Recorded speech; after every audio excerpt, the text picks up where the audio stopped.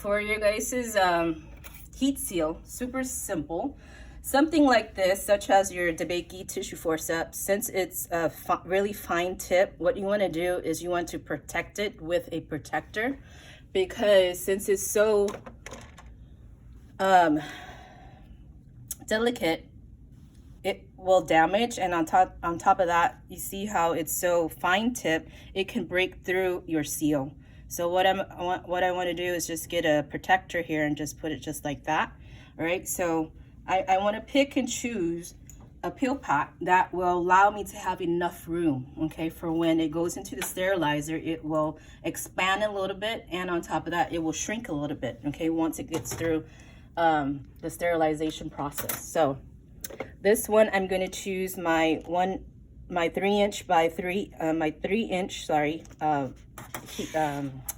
peel pack. So what I want to do is I want to cut it off, because I know this is way more than enough for me to do my seal.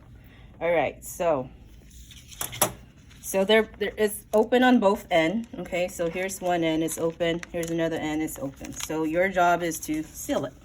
So to heat seal it, what you want to do is put it inside the heat sealer, and then you're just going to push up. Once it's sealed, it'll drop down on its own. Okay. And you just want to look at your seal to make sure that it's sealed all the way. There's no creases going from top to bottom here, okay? All right, so your item will then go in, okay? You want to avoid sticking your hand in there, all right? So, and before you put in your item, what you want to do is let this kind of harden up a little bit, all right? So again, what you want to do is put a class 5 indicator. So if you guys notice, I went a little overboard with my length here. So what I'm going to do is cut a lot off, like that much, okay?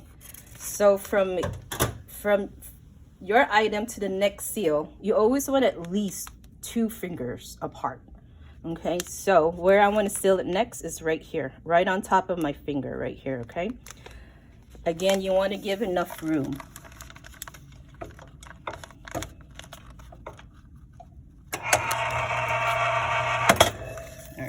Check your seal, looks good to me.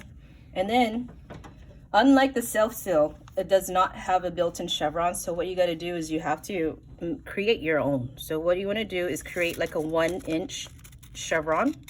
Okay, so I just cut it off to make it like about a 1 to 1.5 inch. And I'm just going to cut this edge off right here, both edge. Make sure you do not cut into your seal. And then that's it. That's a single heat seal. All right.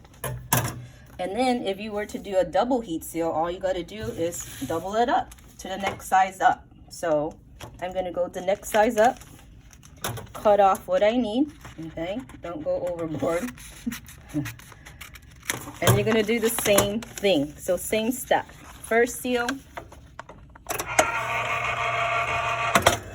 And then you're going to put this original one in.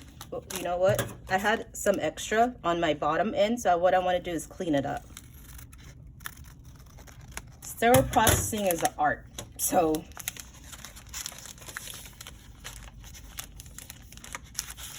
you want to make sure that, you know, it does not fold or anything like that. Get this in there. And then you're going to, again, seal it right on top of your first chevron. Trying not to get that chevron. That's why you got to practice, right? Okay. And then you're going to make another chevron.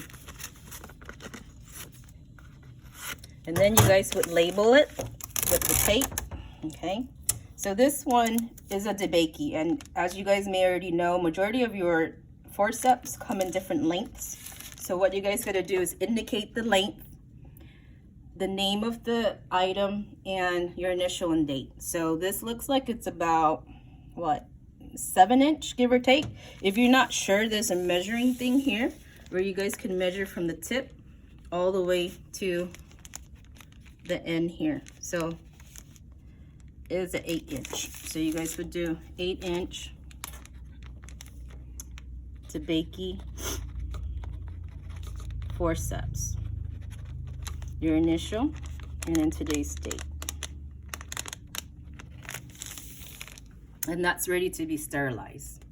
And again, like I said, sterile processing is the art. I'm gonna just cut off this distal end here with the extra material so it looks nice and neat, okay? And that's that for pill packing. Pretty simple, right?